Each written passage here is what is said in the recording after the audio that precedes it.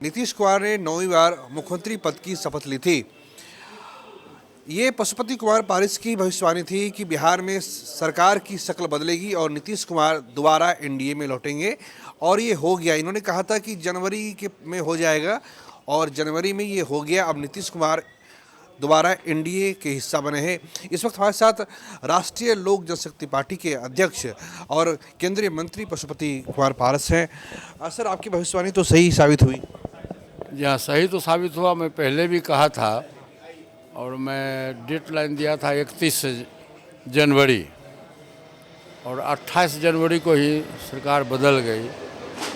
और मैं समझता हूँ कि बिहार के लिए एक शुभ संकेत है।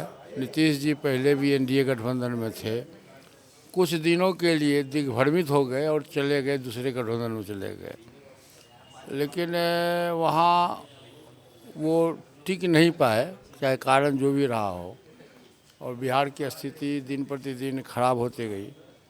नतीजन पुनः उनको अपने पुराना घर, एनडीए तो उनका पुराना घर है, 18 बरस से थे इसमें, पुनः अपना एनडीए गठबंधन में आ गए। और मैं उनको बधाई देता हूं, और बिहार की जनता इस गठबंधन से, एनडीए गठबंधन से में आने के बाद पूरे बिहार के लोगों में काफ़ी खुशी हुई। और मैं समझता हूं कि चुनावी वर्ष भी है, 2-3 महीने के बाद चुनाव होने वाला है। और बिहार में पहले जिस ढंग से हम लोग चुनाव लड़े थे 2019 में, जिसमें 40 में 39 सीट हम लोग जीते थे, एक सीट बहुत कम मतों से हम हारे थे।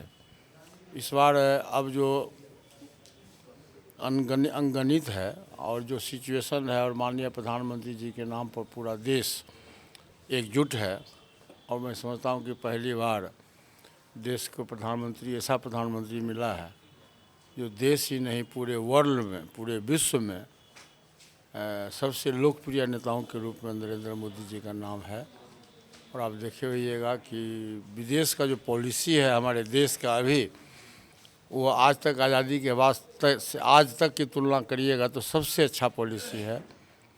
अमेरिका जैसे कंट्री, जो विश्व का सबसे ताकतवर कंट्री है, जब हमारे प्रधानमंत्री जी विदेश दौरे पर गए थे तो अमेरिका के राष्ट्रपति ने कहा उनसे कि मोदी जी, आप इतने लोकप्रिय नेता हो कि हमारी इच्छा होती है कि मैं आपका ऑटोग्राफ ले लूँ।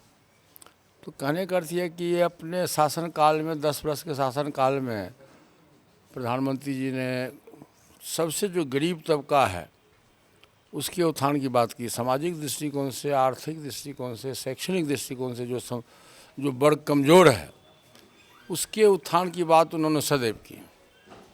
और अब देखे होइएगा कि 1 नेशन 1 राशन कार्ड के तहत पूरे देश में जो उन्होंने सुविधा दिया है, उसमें पूरे देश में 1 अरब 40 करोड़ की आबादी है, और जिसमें 80 करोड़ लोगों को उससे फ़ायदा मिला है। दूसरा, उन्होंने अपने रिजिम में काम किया कि जो लोग बीमार रहा करते थे, पैसे के अभाव में, दवाई के अभाव में जिनकी मृत्यु हो जाया करती थी, हमारे प्रधानमंत्री जी ने कहा कि हमारा संविधान कहता है, संविधान में जो मौलिक अधिकार है उसके तहत सभी को जीने का अधिकार है, और मेरा प्रयास होगा, प्रयास मेरा होगा कि मैं किसी को मरने नहीं दूँ। उसके तहत उन्होंने 5 लाख रुपया की स्वीकृति दी। हाँ, और इधर फिर जो बजट आया उसमें 10 लाख रुपया उन्होंने कर दिया। उसी तरह से किसान को सब्सिडी उन्होंने दिया, 6,000 था उसको 8,000 कर दिया। उसी तरह से देखिएगा, प्रधानमंत्री आवास योजना है, नल जल योजना है, वृद्धावस्था पेंशन है, रोड है, बिजली है, शिक्षा है, मैंने सभी तबके के लोगों के हित की बात की। जो 30 वर्ष पहले से महिला आरक्षण बिल लंबित पड़ा हुआ था, उसको उन्होंने स्पेशल पार्लियामेंट का सेशन बुला करके उसको भी उन्होंने स्वीकृति दी। इतना ही नहीं किया, जब जिस दिन उनका जन्मदिन था 17 सितंबर, तो उस दिन आप देखे होइएगा कि जो पीएम विश्वकर्मा योजना, 18 जातियाँ हैं उसमें, सब गरीब तबका के लोग हैं, सब कारीगर लोग हैं, लोहार है, कमार है, जवार है, धोबी है, नाई है, इसी तबके के लोग हैं। उसके भी उत्थान की बात उन्होंने की, जो समाज का सबसे निरीह व्यक्ति है। तो इस ढंग से इस देश में पहला बार देश को प्रधानमंत्री मिला जो गरीबों की ही बात करता हो।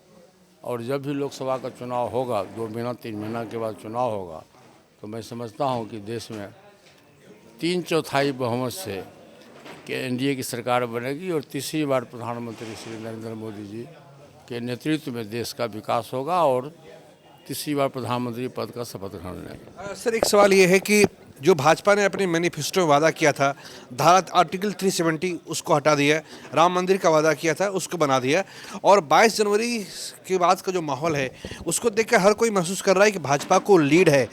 लेकिन बिहार में नीतीश कुमार को दोबारा अपने फोल्ड में लाना, ये नीतीश कुमार भाजपा के लिए ज़रूरी है या फिर उनको इस्तेमाल करने के लिए बुलाया गया है? नीतीश कुमार बिहार के लिए भी ज़रूरी है, देश के लिए भी ज़रूरी है और भाजपा के लिए भी ज़रूरी है। नीतीश कुमार एक ऐसा व्यक्ति है जो 18 वर्ष पूर्व बिहार के गद्दी पर उनको बैठाया गया और आपने देखा होगा कि काफ़ी विकास हुआ। पटने शहर को अब ले लीजिए, गंगा किनारे में चले जाइए, आप देखिए कि कितना खूबसूरत जगह। पटना का जो सबसे गंदा जगह था वहाँ जाके देखिए क्या है। तो नीतीश कुमार की ज़रूरत है बिहार की जनता को और देश की जनता के। और देखिए मिलने से भी कुछ होता है। एनडीए गठबंधन में नीतीश कुमार जी आ गए, भाजपा, जदयू, आज हम लोगों की पार्टी है, सभी पार्टी मिलकर के देश का कल्याण होगा। देखिए नीति और नियत, नेता को देखा जाता है कि आपकी नीति क्या, नीति सबका, सभी पार्टी का नीति होता है हम गरीब का कल्याण करें, लेकिन उसकी नियत साफ नहीं होती है।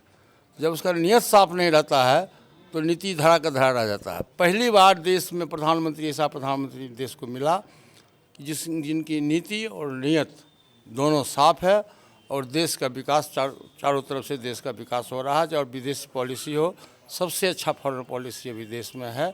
और आप ये देखिएगा कि one nation one ration card के तहत विगत 25-30 वर्षों के अंदर कोई भी व्यक्ति देश में, एक भी व्यक्ति भूखा नहीं मरा। तो ये प्रधानमंत्री नरेंद्र मोदी जी की देन है, एनडीए सरकार की देन है। तो सर आप मानते हैं ना कि बिना नीतीश के अपेक्षित सफलता यहाँ पे एनडीए को नहीं मिलती? नहीं, आप फिर पुरानी बात को रोंद रहे हैं। आप पुरानी नीतीश जी इस परिवार के सदस्य थे, इस गठबंधन के सदस्य थे। मैंने कहा कि कुछ दिन के लिए चले गए, दिग्भ्रमित होकर चले गए, फिर आ गए। देर आए सवेर, लेट आए लेकिन दुरुस्त आए। अब बिहार का विकास, चौमुखी बिहार का विकास होगा। ये हमारे साथ केंद्रीय मंत्री पशुपति पारस थे। सीधी सी बात है कि बिहार में जो है, जो एनडीए का जो ये है कुनबा है वो बढ़ चुका है। अब इसमें नीतीश कुमार आ चुके हैं। जब हमने केंद्रीय मंत्री पशुपति पारस से चिराग पासवान को लेकर सवाल पूछा तो इस पर उन्होंने उत्तर देना जायज़ नहीं समझा। सीधी सी बात है कि जो बिहार में एनडीए है उसका विस्तार हुआ है और पशुपति पारस ने ये भरोसा जताया है कि बिहार में उम्मीद से ज़्यादा यहाँ पे एनडीए को सफलता मिलेगी। कैमरा पर्सन राजेश के साथ प्रीतम कुमार, कशिश न्यूज़, पटना।